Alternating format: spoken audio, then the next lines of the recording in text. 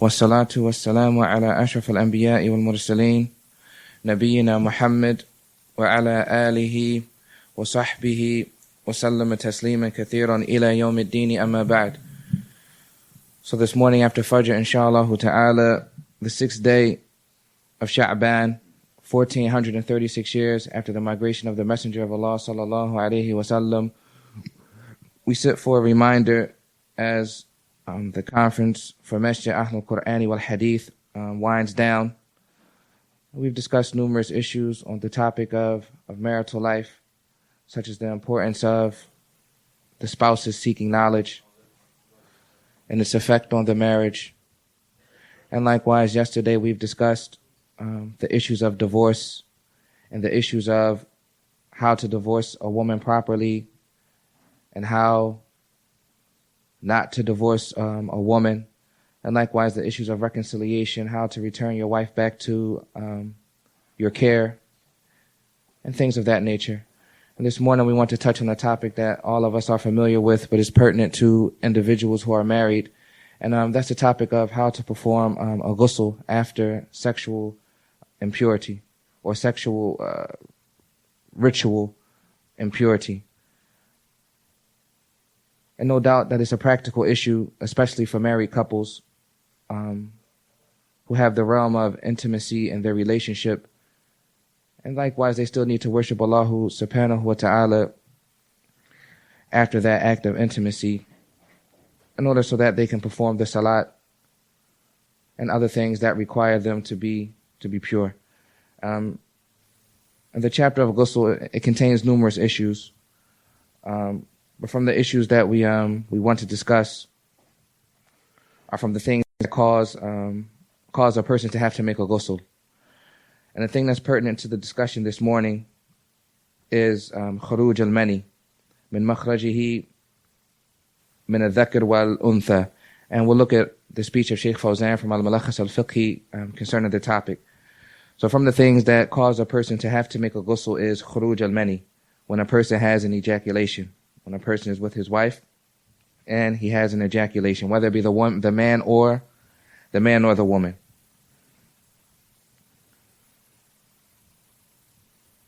Shaykh Fawzan, he mentions, وَلَا يَخْلُو إِمَّا أَن يَخْرُجُوا مِنْ حَالِ الْيَقِظَةِ أَوْ حَالِ النَّوْمِ.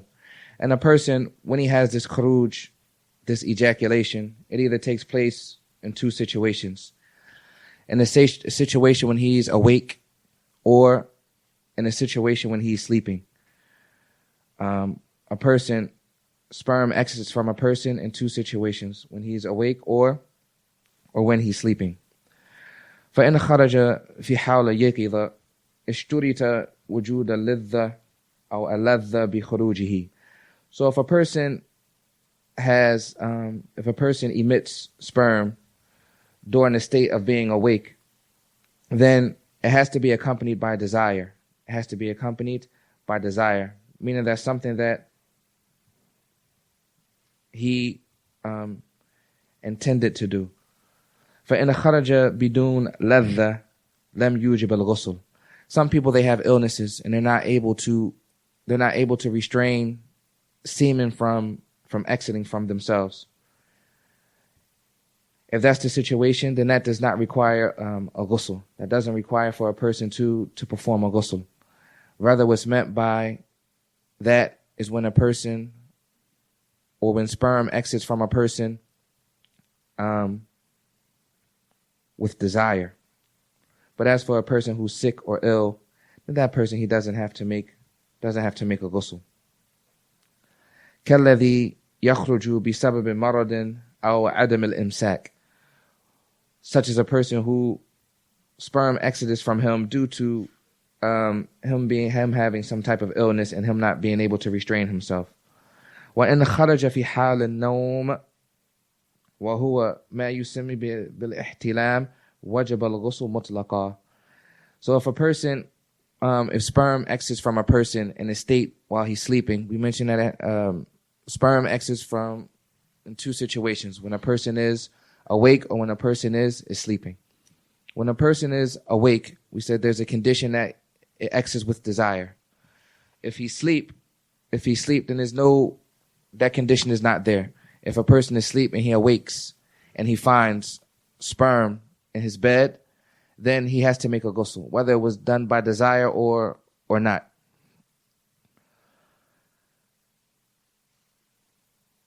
لِفَقْدِ إِدْرَاكِهِ. This is because Sheikh Fawzan, he mentions, because the person, he didn't have any perception. When he's asleep, he doesn't have any perception. وَقَدْ لَا يَشْعُرْ بِلَذَّةٍ. And he may not have realized that he had that desire. فَالنَّائِمْ إِذَا اسْتَيْقَظَ وَوَجَدَ أَثْرَ الْمَنِي وَجَبَ عَلَيْهِ الْغُسْلُ. So a person who's sleeping, when he awakes, if he finds some traces of sperm, then it's obligatory for him to make a ghusl. And an important note that's mentioned in the chapters of purification is that sperm is pure. Sperm is pure. It shouldn't be understood that sperm is something that's impure. And pre-semen is impure. And we mention these things because no doubt these are things that married couples come across. And a person should be aware of these rulings in his household. So sperm is pure, meaning that if a person had it on his clothing and he were to pray or something of that nature, then his salat will be correct because there's something is pure. But as it relates to pre-semen, then that has to be washed. It has to be washed from the area, the private area and the testicles, and likewise the person he has to make wudu. Pre-semen doesn't require a person to make ghusl. Rather, it requires for him to wash it off and for him to make wudu. وإن احتلم ولم يخرج منه مني ولم يجد له أثر لم يجب عليه الغسل. So if he awakes or he has some type of dream that contains sexual thoughts, and he awakes, but he doesn't find anything on his bed, he doesn't find any semen on his bed, then at that particular time, then he doesn't have to make a ghusl. But rather the sleeping person, what's the connection to ghusl is due to him finding something in his bed. The second issue related to ghusl, and there are many things that require a person to make ghusl, but we want to choose the two that are pertinent to married couples. Likewise, from the things that cause a ghusl, the first one that we mentioned is ejaculation or an emission of sperm. The second one is mere penetration of a person with his wife, mere penetration that causes a person to have to make a ghusl, even if he didn't ejaculate. Even if he didn't ejaculate, the fact that he penetrated her, that causes him, that's a reason for him to have to make a ghusl. من موجبات الغسل إيلاج الذكر في الفرج ولو لم يحصل إنزال لحديث الذي رواه مسلم وغيره عن النبي صلى الله عليه وسلم إذا جلس بين شعبها الأربع ثم مس الختان فقد وجب الغسل فيجب الغسل على الواطي والموطوءة بالعلاج ولو لم يحصل إنزال لهذا الحديث والإجماع أهل العلم على ذلك. The second issue is, like we said, if a person penetrates his wife, and that's due to the hadith that's found in or collected in Muslim, that the Prophet ﷺ said, if a person sits between the four limbs of a woman, and the two areas touch, meaning that he penetrates her, فَقَدْ وَجَبَ الْغُسْلُ. In that particular situation, then a ghusl becomes mandatory. A clear hadith that mentions that ilaj or penetration, it causes a man to have to make a ghusl, and the woman likewise. Sheikh Fawzan, he mentions that, so it's mandatory upon the man and the woman in that particular situation to make a ghusl. وَلَوْ لَمْ يَحْصُلْ إِنزَالٌ. And he makes it clear, even if there's no ejaculation. وَالْإِجْمَاعُ أَهْلُ الْعِلْمِ. And likewise, a proof of that is scholarly consensus. Now,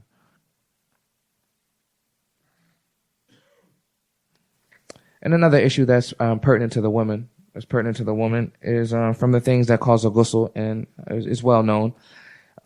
The third thing is a ghusl from hayd wa an-nifas. Likewise, a woman has to take a ghusl after menstruation and after postpartum bleeding.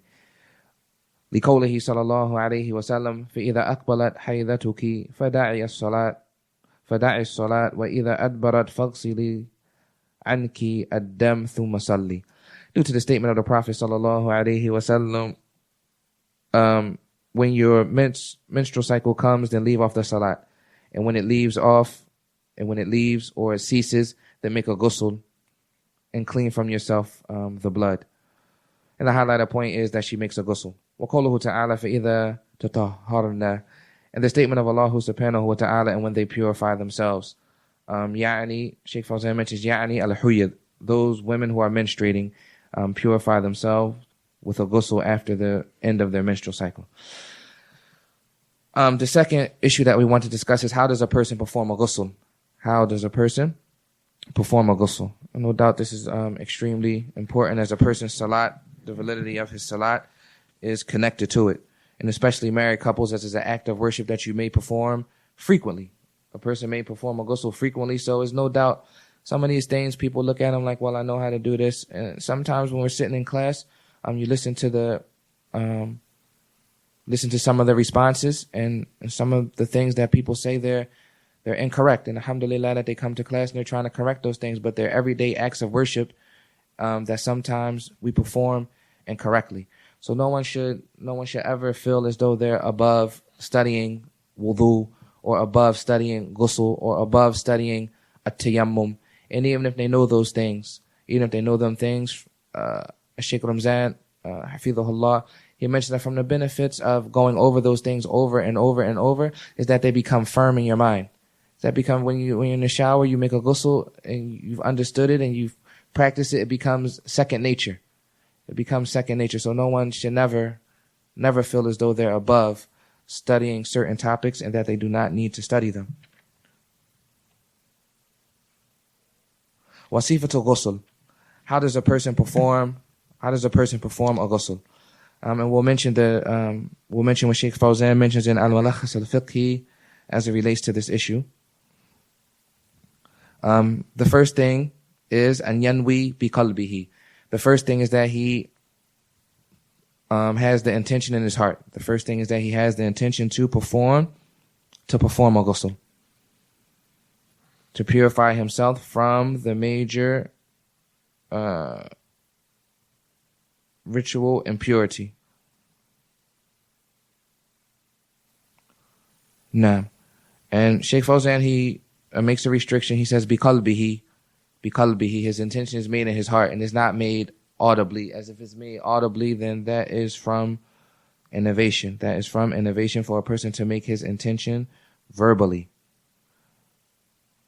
The second thing, ثُمَّ يُسَمِّي وَيَغْسِلُ يَدَيْهِ ثَلَاثًا. Then after that he says Bismillah. So first he makes his intention. Then after that he says Bismillah. And he washes his hands 3 times. He says Bismillah. And he washes his hands 3 times. وَيَغْسِلُ فَرْجَهُ. And he washes his private area. So far we have the person, he makes his intention. Then after that, he says Bismillah. Then after that, he washes his hands 3 times. Then after that, he washes his private area. Then the next step, ثُمَّ يَتَوَضَّأُ وَضُوءًا كَامِلًا. Then after that, he makes a wudu. Then after that, he makes a full and complete wudu.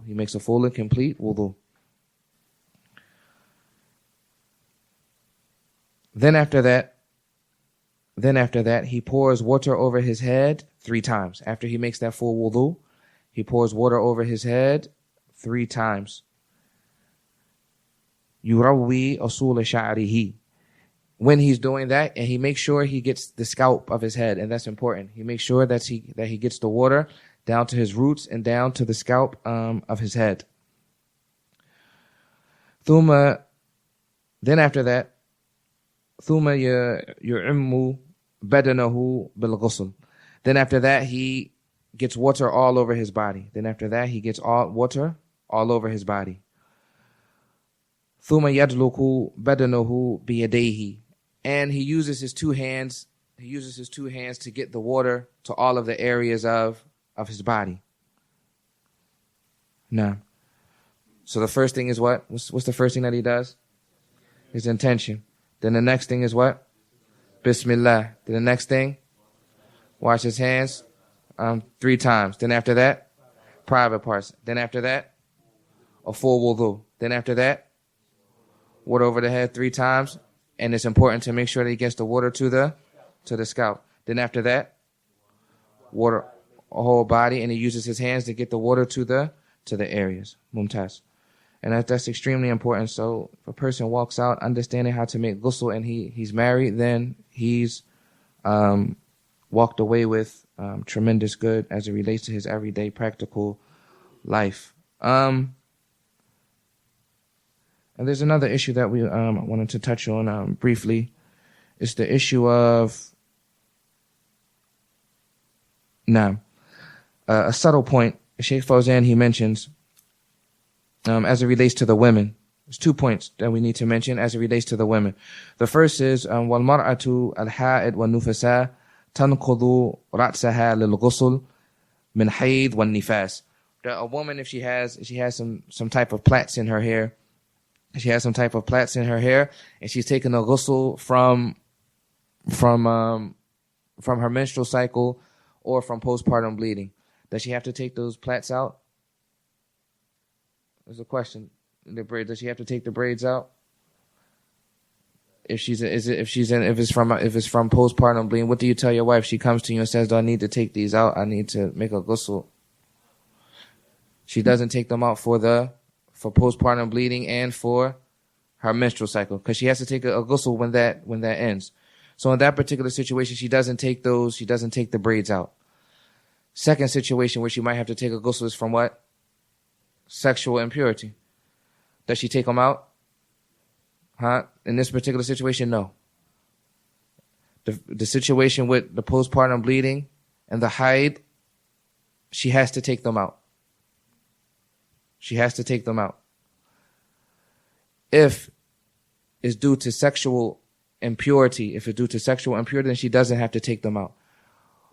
And though, what's the wisdom behind that?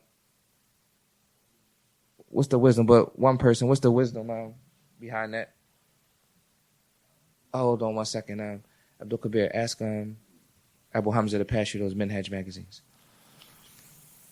What's the wisdom behind that? With the menstrual blood and the postpartum bleeding, she doesn't have to take the braid. She has to take the braids out. With the sexual impurity, she doesn't have to take them out as it relates to the ghusl. What's the wisdom behind that? Either way, she has to get to her roots. Mm-hmm. Both situations, she's in an impure state.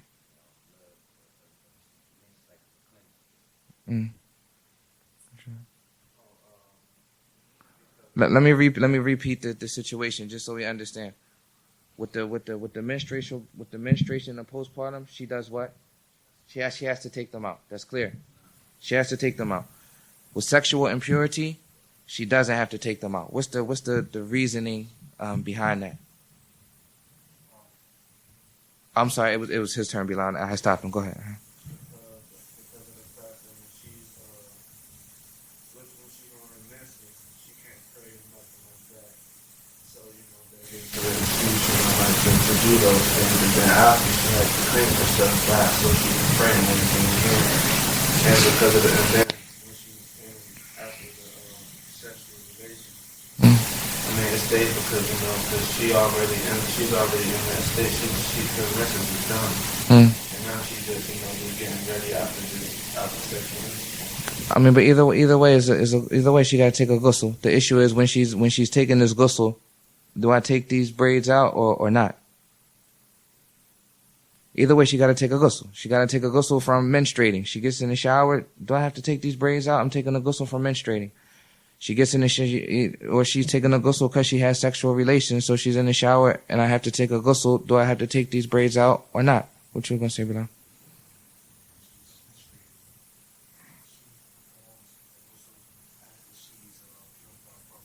Mm.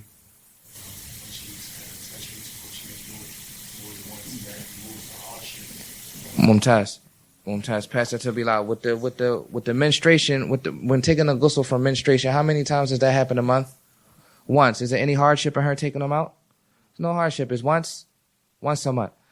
But with sexual impurity, how many times she might have to take? She might have a husband that's you know what I mean, that he wants to be with her frequently. How many times would she have to plait her hair, unplait it, plait her hair, unplait? She may have to take a ghusl multiple times a day. So from the removal of hardship is that with the menstrual ghusl, then she has to take those braids out because it's only once a month. But as it relates to the sexual impurity, then that can be multiple times. So she doesn't have to take her braids out. But either way, she has to get water down to the scalp. No. The second subtle point about the ghusl is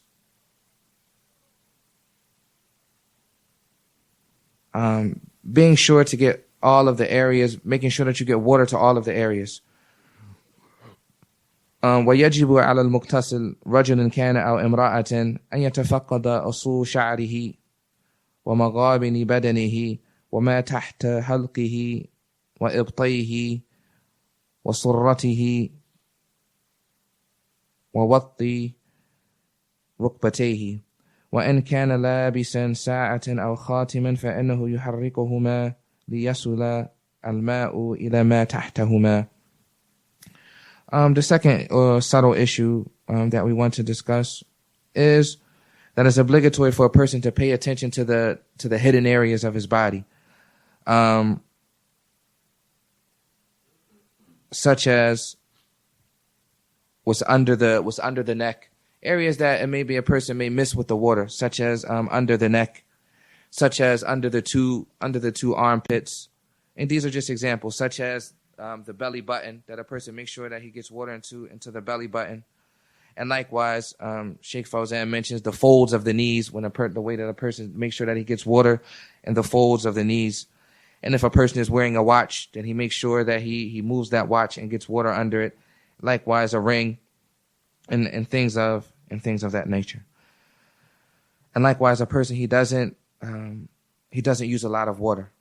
From Islamic legislation is that a person he doesn't waste water and use a tremendous amount of water, whether he uses enough water to fulfill that task. No. And the last and final point that Sheikh Fawzan mentions, and it's not restricted. It's not restricted to the ghusl. Rather, it's restricted to a person's religion in general.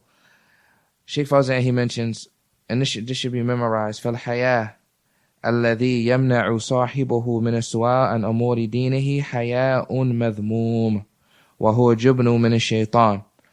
That shyness, these issues of ghusl, and things related to intimacy, a person may be shy to ask about them. A person may be shy to go to someone and ask about these particular issues.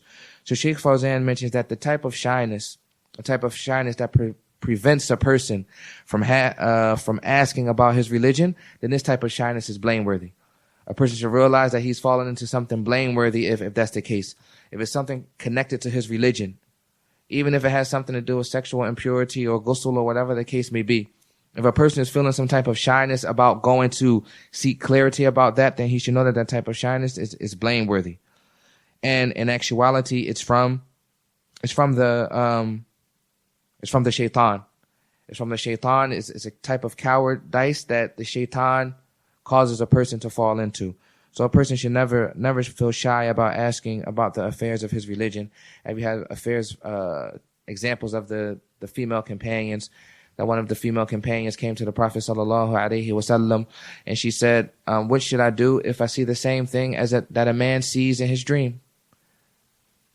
The same thing that happens to a man, as you know, and we hope the picture is clear as what we're talking about. But she said, what if a woman sees the same thing? What if that happens to a woman as well?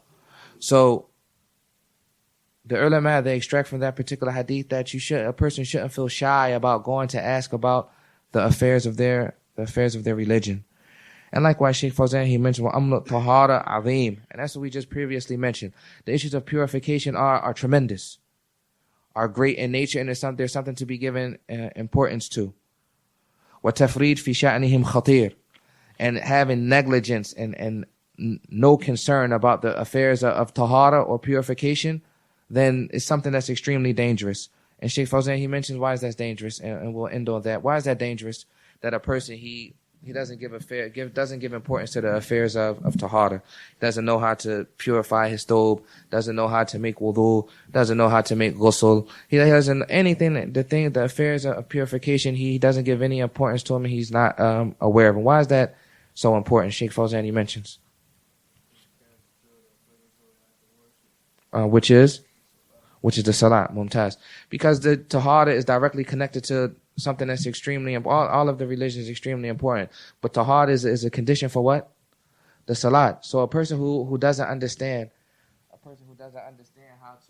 how to purify himself, then he's indirectly or directly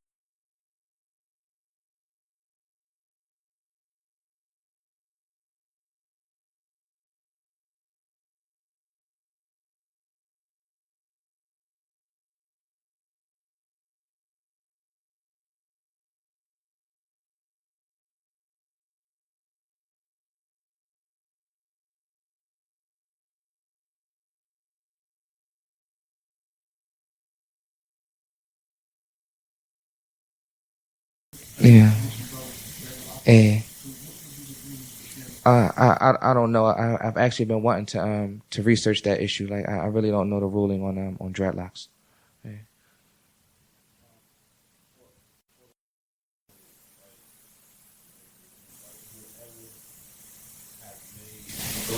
Wrong in the past or and they perform salat, they did this all the time.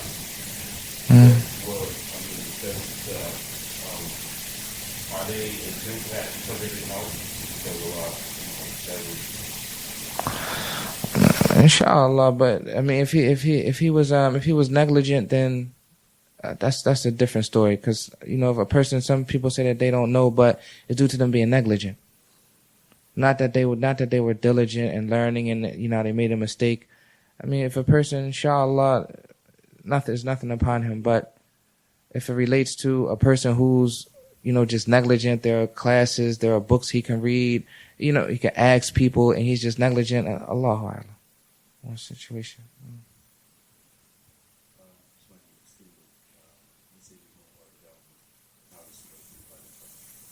If there's no water available, what do? We make tayammum. Same tayammum. If there's no water available.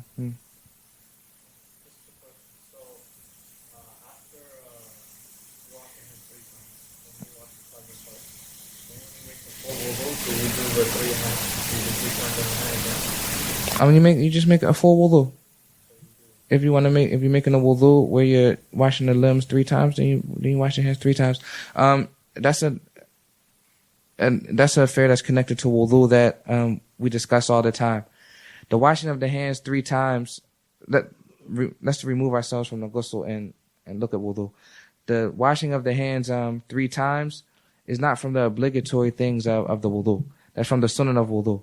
So even if a person washes his hands 3 times at the beginning of his wudu, when he gets to his hands again, for lack of better words, when he gets to his arms, does that washing of the hands count for that particular part of the wudu? No, it doesn't. He still has to begin from his fingertips, even though he washed his hands previously 3 times. He still has to begin from the fingertips and go up to the elbows. Is that the same question? It's the same thing. So that washing of the hands 3 times, it's not connected to the obligatory acts in the wudu. That's clear?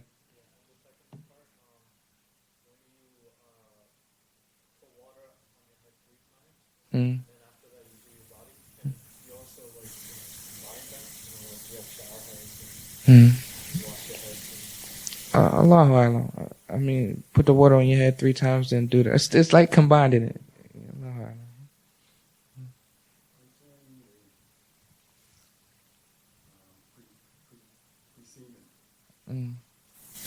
mentioned it's impure, Mm. and you have to make wudu. Mm. You make the wudu because of the impurity because of the hadath. Because from the When not just gets in our body, you takes it off, and you don't have to make the wudu. In this case, so you can خرج من السبيلين. Anything that comes out of the two paths, it causes a person to have to make wudu. And pre-semen is something that خرج من السبيلين. And the fact that it's najis is why you have to wash your private area and in some narrations your testicles as well. That's the aspect of the impurity. Yeah. Abdul Kabir.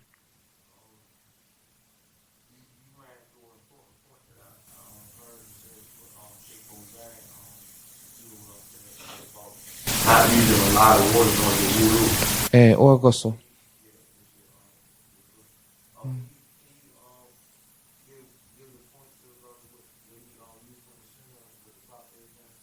It varies from person to person.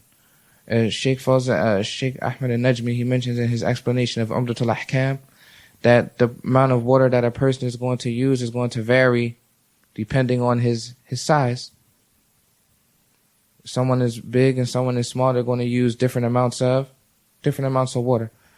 But the point being is that a person that he doesn't waste water. The Prophet ﷺ used to make wudu with a sa'a, which is 4 muds.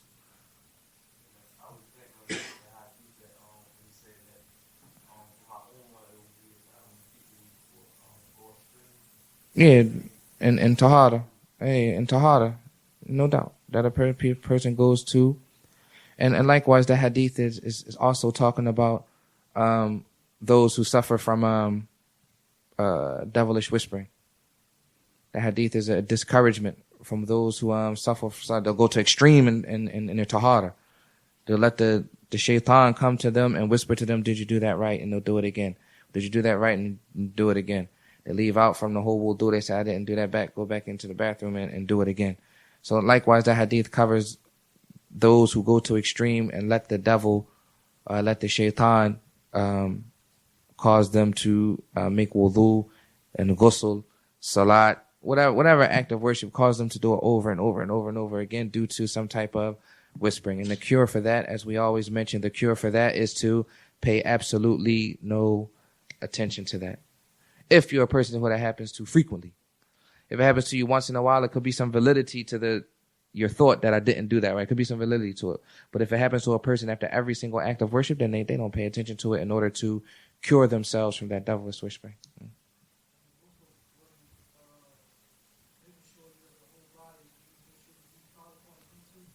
Don't touch the private parts. The private parts is where the whole body. The private parts were done in the beginning, but you're assuming touching it? Don't touch your private part.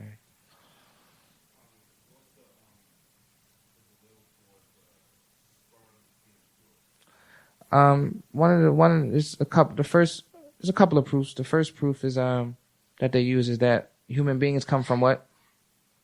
Sperm. So if we were to say sperm is impure, then we're all impure.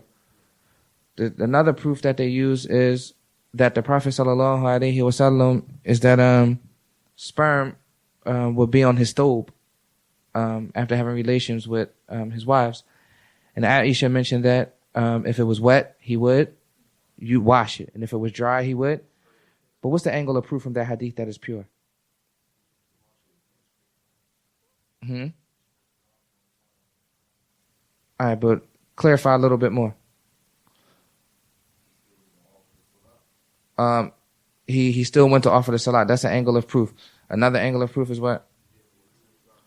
Well, the person can say he scratched it off, so now he could pray. He scratched it off, so it's not there anymore. That it was impure. That's why he scratched it off. And understand what I'm saying? A person might use that and say, well, it's impure. He scratched it off. And then he went to pray. We're looking for a proof to show that it's pure.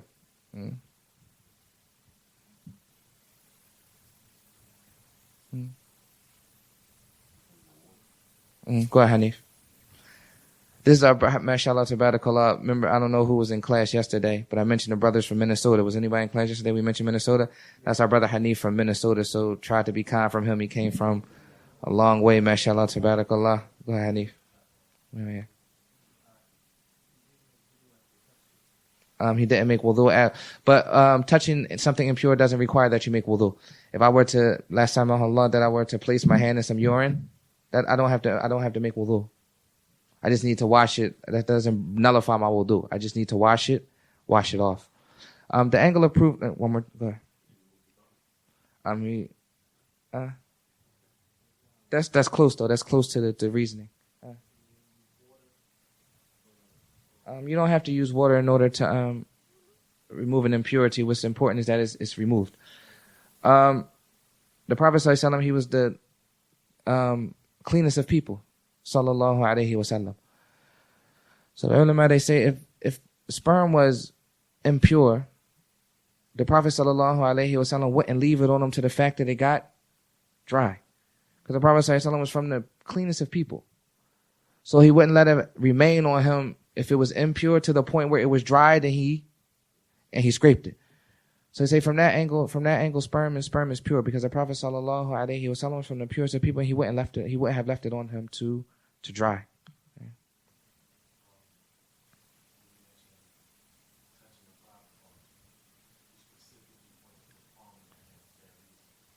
The ulama, they mentioned the inner part of the hand. When touching the private part, it's the inner part of the hand.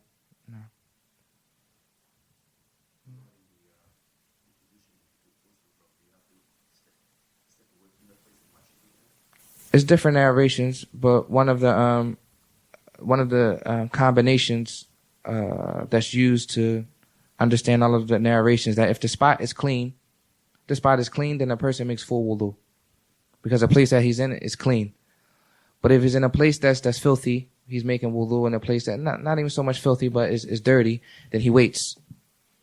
He doesn't do the feet, because I'm quite sure all of us have read the narration where you wait to do the feet, but there are also narrations where you make a wudu completely. So in order to combine between the texts, if the area is clean, then he makes a full wudu, including the feet. But if he's in an area where dirt is gathering or whatever the case may be, then he waits. He makes the full wudu. Then he after he makes the full wudu in the ghusl, and when he gets to the end, he moves out of that area that's dirty, or where water may be gathering, or where filth is, or whatever the case may be. He moves and he washes his feet at the end.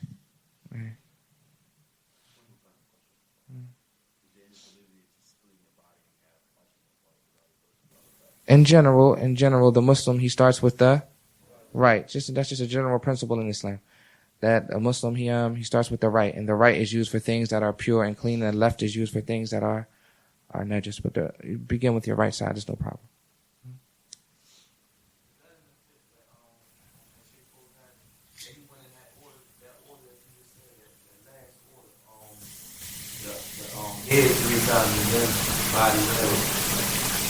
In general, the ghusl with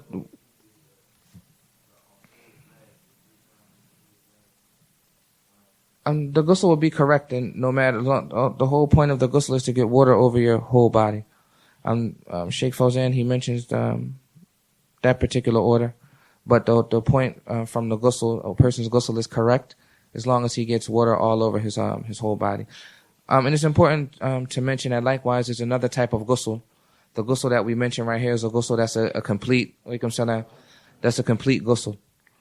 And there's another type of ghusl, which is a ghusl that's sufficient for you to pray. And that's that a person, he has his intention and he gets water all over his body, that he gets water all over his body, even if he didn't do the whole aspect of the wudu and washing the hands 3 times. He didn't do any of that, but he got water all over his whole body. And what's important about that? If a person takes that type of or does that type of ghusl, he may be in a rush to go to work, whatever the case may be, but he just needs to make a ghusl so he can go.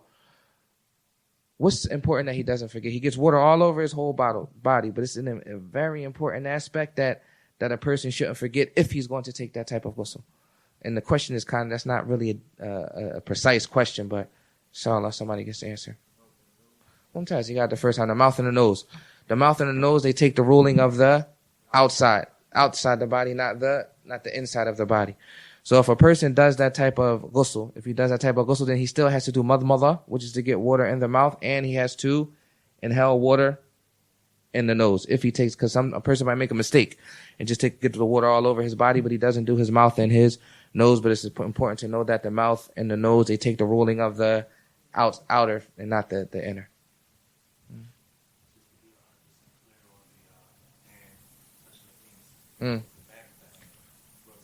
They say batin the kaf, the outside of it. I mean the palm. Oh yeah.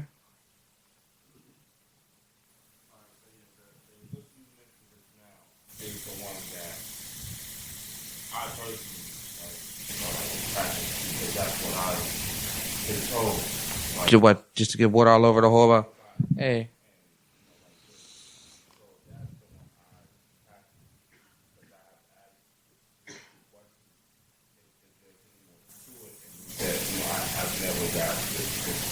I never got what I've got today as far as that complete way. So that's why I continue. Yeah. Inshallah, let me ask for you. You're basically asking about all of the ghusls that you made before and the things that's connected to it. What's the ruling on them?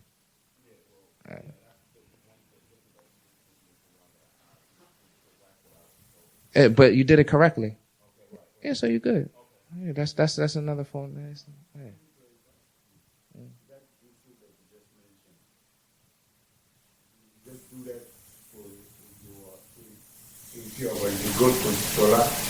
It's good for salah.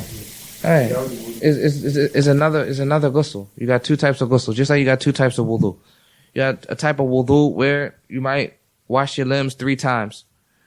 And you wash your hands 3 times. We just mentioned the aspects that are from the sunnah. Person uses the siwak. Say a person, he doesn't do all of that, and he just does what's found in Surah Al-Ma'idah. And he just does it 1 time, and he just washes his face, and he washes his arms, and he just does a regular wudu without any of the aspects of the sunnah. That wudu is correct. Same concept with the ghusl. Is the same exact thing as what we mentioned in Malakhis al-Fiqhi. A simplified ghusl, for lack of better words, or a ghusl where a person it's the same thing. The same exact thing. As it relates to prayer and things of that nature. Hamakallah.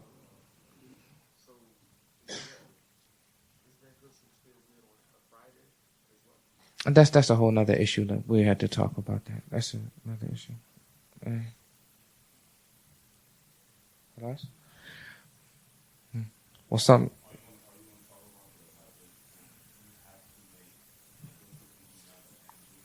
That's another issue I would need to sit down and prepare something for. Now, wa sallallahu wa sallam ala nabiyyina Muhammad wa ala alihi wa sahbihi wa sallam.